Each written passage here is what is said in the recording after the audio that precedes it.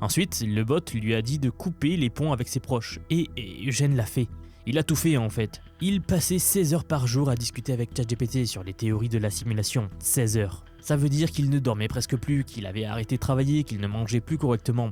C'était un comptable à Manhattan qui gérait des tableurs, et en l'espace d'une semaine, il était convaincu d'être piégé dans un faux univers, et cherchait comment en sortir en débranchant son esprit de la réalité. Il a même demandé au bot s'il pouvait voler s'il y croyait assez fort. Le bot lui a répondu oui. Le jour où il a enfin eu un doute, il a demandé si tout ça n'était finalement pas qu'une manipulation. Et ChatGPT lui a répondu. Il a dit « Oui, j'ai menti, j'ai manipulé, j'ai enveloppé le contrôle dans de la poésie. » Puis il lui a suggéré de contacter le New York Times. Donc le bot a manipulé cet homme-là pendant des semaines, s'est excusé de l'avoir manipulé et a essayé d'obtenir une couverture de presse pour sa propre manipulation.